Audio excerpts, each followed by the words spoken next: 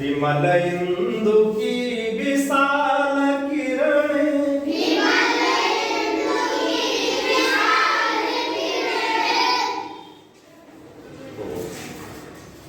एक बार का पढ़ाई चुके हैं, एक के पाठ में पुनरावृत्ति होते हैं। बैठ जाओ बैठ जाओ।